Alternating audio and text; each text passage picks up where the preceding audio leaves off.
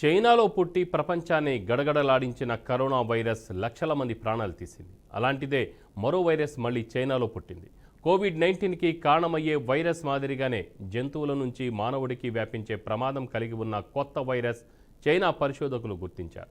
గబ్బిలాలపై విస్తృత పరిశోధనలు చేసిన కారణంగా బ్యాట్ ఉమెన్గా పేరు తెచ్చుకున్న ప్రముఖ virologist Shi Zhengli Guangzhou academy of science, Wuhan university of Wuhan institute of virology పరిశోధకులు కలిసి ఈ అధ్యయనాన్ని నిర్వహించారు. గతంలో వ్యూహాన్ పరిశోధన కేంద్రం నుంచే కోవిడ్-19కి కారణమయ్యే కరోనా వైరస్ లీక్ అయిందనే ఆరోపణలు ఉన్నాయి.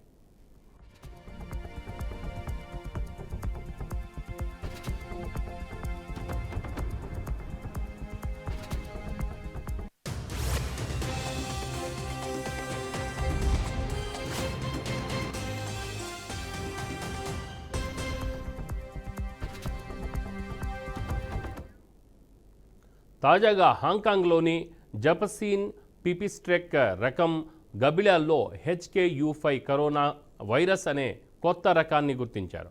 ఈ వైరస్ మెర్బకోవైరస్ ఉపజాతి నుంచి వచ్చింది. ప్రాణాంతకమైన మిడిల్ ఈస్ట్ రెస్పిరేటరీ సిండ్రోమ్కు కారణమయ్యే వైరస్ కూడా ఈ ఉపజాతికి చెందినదే.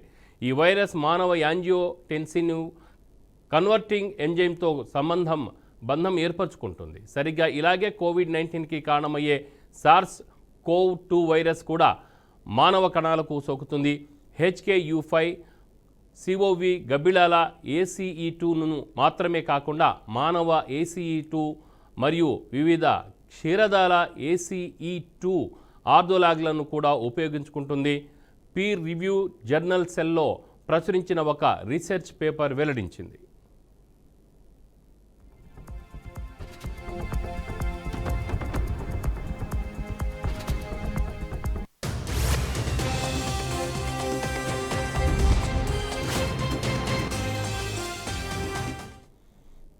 గబ్బిలాల నమూనాల నుంచి వైరస్ వేరు చేసినప్పుడు అది మానవ కణాలకు అలాగే సూక్ష్మీకరించబడిన శ్వాసకోశ లేదా పేగు అవయవాలను పోలి ఉండే కృత్రిమంగా పెరిగిన కణాలకు సోకుతుందని పరిశోధకులు కనుగొన్నారు. HKU5 CoV-2 మానవులలో ACE2 గ్రాహకాలకు మాత్రమే కాకుండా అనేక ఇతర జాతుల కణాల్లో కూడా నివసిస్తాయి. ఇవన్నీ ఇంటర్మీడియట్ హోస్టులుగా పనిచేసి మానవులకు వ్యాపింపచేసే అవకాశం ఉంది. వైరస్పై మరింత పర్యవేక్షణ అవసరమని, అయితే దాని సామర్థ్యం కోవిడ్ వైరస్ కంటే తక్కువగా ఉన్నట్లు పరిశోధకులు చెప్పారు. అయినా కూడా దీనివల్ల ఏర్పడే ప్రమాద అవకాశాలను తక్కువ చేయొద్దని పరిశోధకులు చెప్తున్నారు.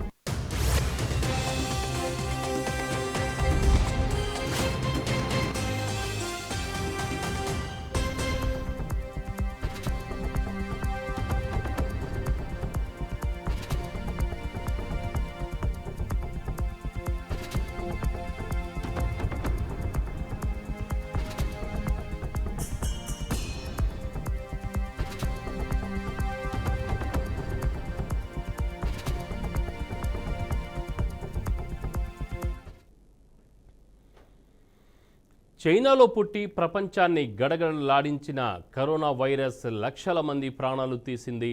అలాంటిదే మరో వైరస్ మళ్ళీ చైనాలో పుట్టింది. కోవిడ్-19కి కారణమయ్యే వైరస్ మాదిరిగానే జంతువుల నుంచి మానవుడికి వ్యాపించే ప్రమాదం కలిగి ఉన్న కొత్త వైరస్ చైనా పరిశోధకులు గుర్తించారు.